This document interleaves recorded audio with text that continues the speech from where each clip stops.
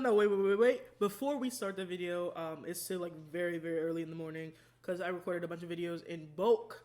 I recorded a bunch of videos in advance.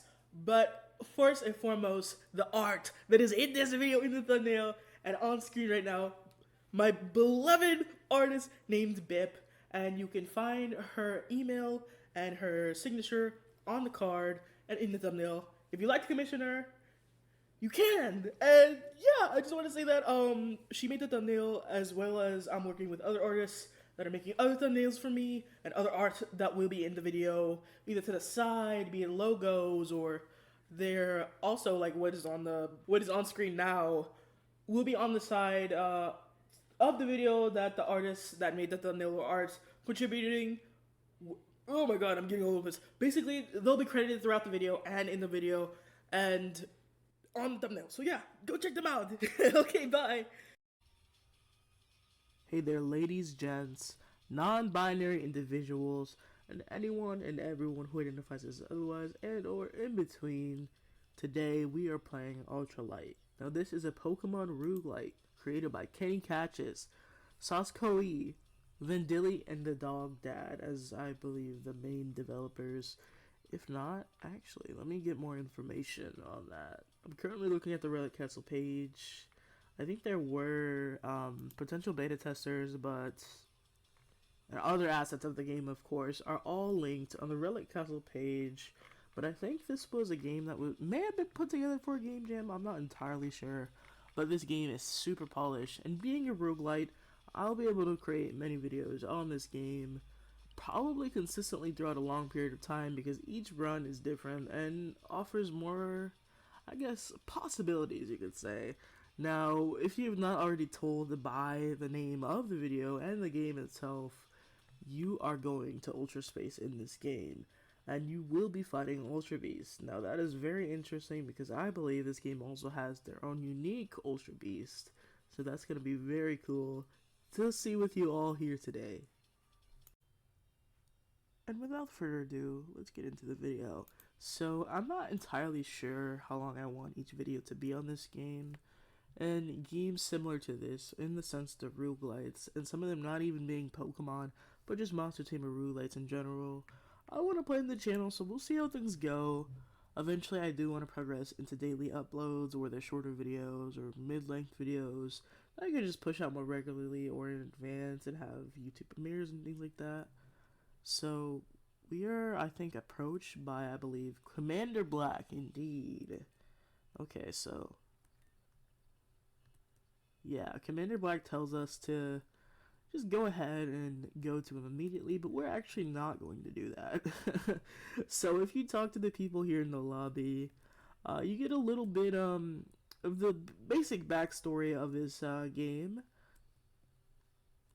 And this is a very competitive heavy, I would say very competitive heavy, I guess, roguelite. I feel like most roguelites are, but in the sense that you have the team build very carefully, and the teams are very disposable. You don't get to keep them longer term. Each time you go through, you get a new team like that, which is to be expected in a sense. But in this game, I feel like there's, from what I know at least, there's more of a difference between, oh, you can get some of your items or some of your creatures later on, but it's never going to be that one same creature again, like the individual creature. You can have the same types of creatures, but not that one that you had prior, specifically. And that's a big difference between the Pokemon Emerald Rogue and I think this game, because there was a sort of safari where you could catch your older Pokemon that you got, but in this, I don't think you can do that. To my knowledge at least. But when I say catch your older Pokemon that you got, I mean the very specific Pokemon, not the same species of the Pokemon. You can just get that on occasion. Alright, so I think this one? Yes, Commander Black's office. So basically in the other game I was mentioning, basically when, after your run, your older Pokemon have a chance of appearing in a safari, or you can catch them again and use them on future runs. Okay. There's been a presence of unusually aggressive Ultra Beasts in ULTRASPACE recently. We have formed the Light Division to tackle this issue. As a Light Squad recruit, you will travel to different Ultra dimensions and restore the balance of Ultra space. Firstly, choose your preferred mount.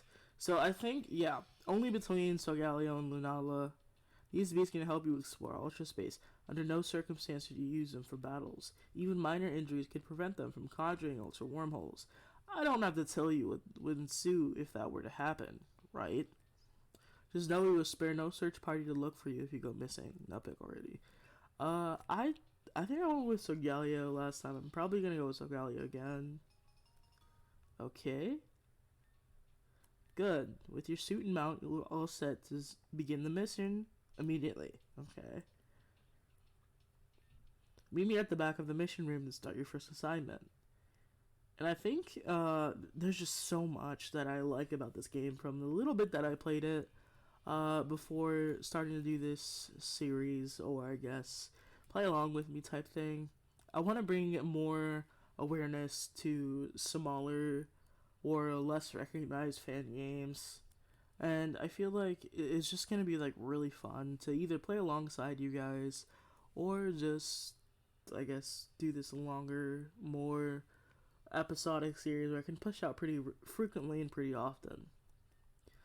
Okay, so this is a 789.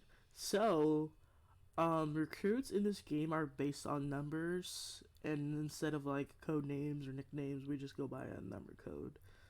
I'll give you a few tips. Commander Black isn't very good at explaining everything. The light missions can be very dangerous if you aren't prepared well. Fortunately, the Ultra Recon Squad provides us with Pokemon to help us fight against the dangers. However, we have to return the Pokemon once the mission ends. This is what I was talking about earlier, about you not having the very same Pokemon as before. There's also support Pokemon and artifacts that will greatly benefit you. You'll understand them more once you're out there. And I think I'm probably going to do one or two dungeons or, I guess, sections in this episode. After the whole, I guess, beginning stuff is explained, which will take up a majority of the video. Items and money you collect on missions will have to be relinquished to the Ultra Recon Squad as part of the upgrades program. Upgrades can be bought using light coins, which you'll earn after each mission based on how well you performed. Having lots of them is the key to succeeding out there. The various benefits of all the upgrades are sourced from the assets Light Squad members create during missions. Here, take 5 light coins to get started. Okay then. Follow me? Alrighty then. This is where you obtain mission upgrades. Go ahead and buy a healing upgrade. Alright, healing upgrade 1. Awesome, now you can start each mission with a free super potion and a revive. Isn't that neat? Oh dear. I was just explaining some things to our new recruit. And what part of that was written on the mission brief I gave you?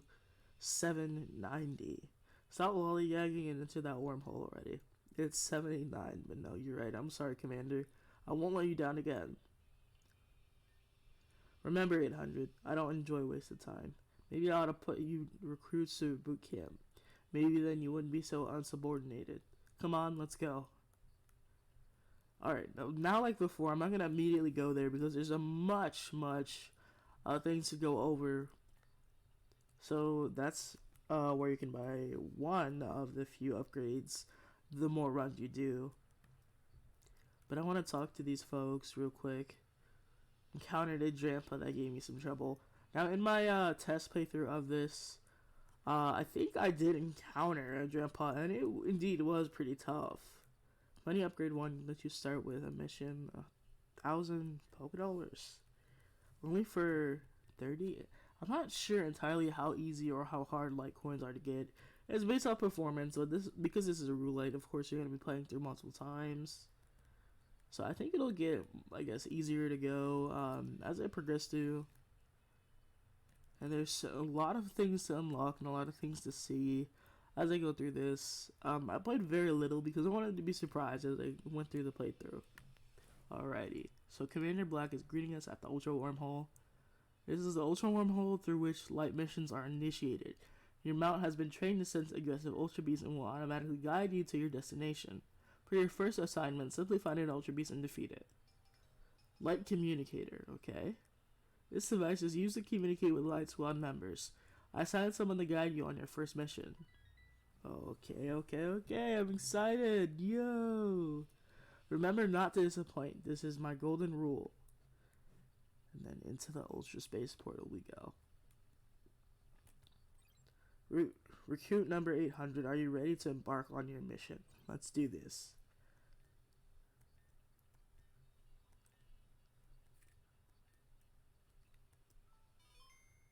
Alrighty then. I think there is an animation for this. Yes, there is. That's so cool. I like that a lot when I was first playing through. A little bit that I did. And this is an ultra jungle, I believe. I'm not sure if the biomes or the areas are similar to that of Pixelmon. Oh, a Kartana? Okay, that's interesting. The first time around, I think I had a Buzzwole. I think it's random, but I'm not entirely sure. It has to be, though. Because if I had a Buzzwole first time and now I'm getting a Kartana. Do not fret, I'm here to assist you on your first mission. This is the Ultra Jungle. What you heard was just the cry of an aggressive Ultra Beast. Firstly, step forward and a starter Pokemon package will land in front of you. Sending starter package. Let's go. Pick one starter Pokemon. Now here are the original Ultra Beasts are Irilusk and Voltorb. Poipole already exists in the main series in Gen 7 and evolves into Naganadel, but I really have a soft spot in my heart for Voltorb. So for the first time around, for the first run at least, I'm going to choose Voltorb. And then I think these are random too, the Pokemon package, which is the extra Pokemon you get. Oh wow. Yeah, this is unexpected. Okay, so Voltorb is I think, I'm going to say electric, and maybe it's dual type. I forget which other type it is, if it is. So, if it's electric, then it's weak to ground. Yeah, I'm going to go with Drifloon. Yeah, I'm going to go with Drifloon. Alrighty. Let me check, actually. No, just pure, okay, it's pure electric. I think the natures are indeed randomized too. Yeah, it's Rash, and Drifloon is adamant. Okay, sorry about that. I forgot to mute my phone at the beginning of the recording. Oh, it is muted. I think it was a priority text. That's why it went through the do not disturb on my phone. So the support package, okay. An artifact and a support Pokemon. Interesting. Artifacts are powerful items that will help your mission in various ways. Support Pokemon are special Pokemon that will grant you benefits and aid you in battle. Choose wisely. So, teach Dig to any Pokemon on pickup. 10% chance of using Fisher at the end of each turn. Suckman, 25% chance to burn attackers on contact. If your Pokemon has 5% remaining at the end of the turn, 50% chance to use self-destruct. The Pokemon who dealt the finishing blow to your Pokemon takes 1/4 the maximum HP damage. 10% chance to cause paralysis when an opponent makes contact. I feel like that would be very clutch. I think both Dig and this ability, yeah, I think I'm going to have to go with Voltorb. That's really good. I think it'll come in clutch a lot of the time for this first round. Sacred Ash. Your Pokemon are revived 1 HP at the end of each battle. Lucky Egg. Wow. That's really good. That's really good. Sorry, I've got a bit of a sniffle. I don't know how tough this is gonna be. I would say the Sacred Ash is more useful, but I think this is also more useful. Yeah, I'm gonna get the Lucky Egg for now. Okay, that's really good. Okay, yeah, that's super good. Yeah, I really needed that. I'm gonna get rid of Astonish. Alrighty. Fantastic. Now that you have your battling tools, you are ready to explore the Ultra Jungle. Your communicator is equipped with a scanner that can survey what's ahead in any direction.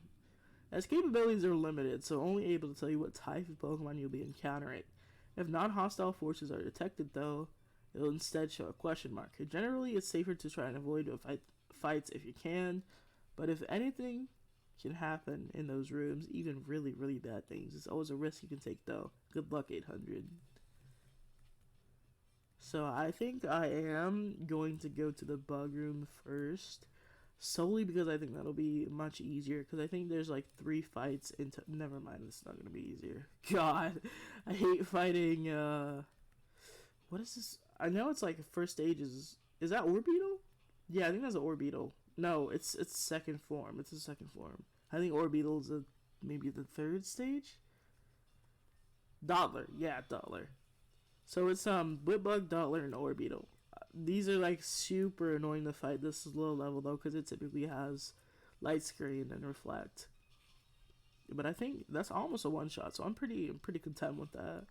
Drifloon should be tanky enough to survive a few hits, and I don't really want to use as many potions this early until I at least get through like 2 or 3 stages. I'm not entirely sure if the length of each, I guess, dungeon is around the same. I think there are different lengths as you go through.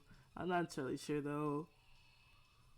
But on the second, I guess second dungeon I went through when I played this initially, it was pretty tough. Like, I'm not even saying like, oh, this game is like the next Radical Red or anything, but like it surprisingly was a really big challenge because one, lack of healing items, and two, I didn't entirely know what to expect, especially because as you can see, Ledian has some pretty goated moves, and it does a surprising amount of damage. And I think the Pokemon like these are maybe having boosted stats like good IVs or EVs or maybe even good natures to help, I guess, their competitive prowess. I'm not entirely sure, but I remember getting absolutely swept because one, I wasn't prepared with Pokemon that could deal with things proper, and two, it was just so many Pokemon all at once. Like, I think each of these battles are like 3v3, and then or I guess rather just 3 Pokemon at a time throughout these rooms, and you just have to fight them consistently until you reach the Ultra Beast at the very end of the dungeon. So it's really interesting, because I think I have a good amount of potions to use. A few. I think I'm just gonna use a super potion on you, and then I can use these 2 potions, because as you saw there, I'm gonna get a loot bag every time fighting or dragon. Yeah, I'm gonna avoid as many dragon ones as I can. Yeah, I think I should be fine, especially because I don't think Mankey can hit Drifloon. So I'm pretty content with what I chose. Pretty content.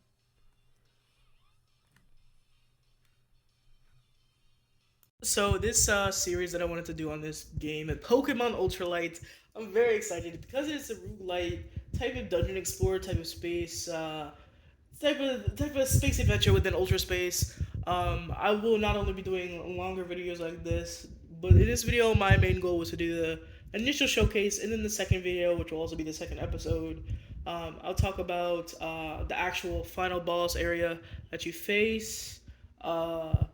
It does take relatively, I would say, some amount of time to actually go through and fight the boss, and either wisely or foolishly, I might say, pick Pokemon. And so I'll be strategizing with this.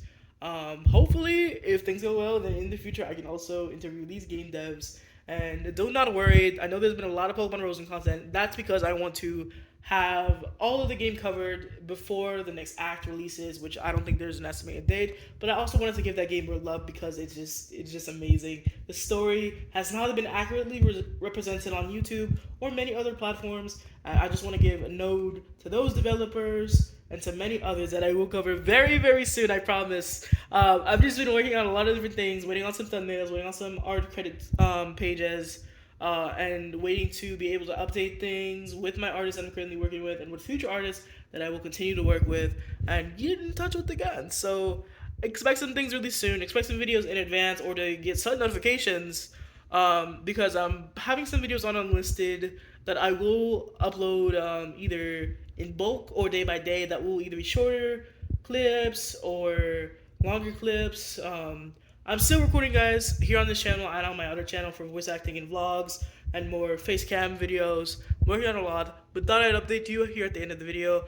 as to why the final boss, I guess, of this current dungeon that I went through, why that isn't in this video. I wanted to do it in its own video to talk about how the game changes after completing your first official mission and how the game logs things you do.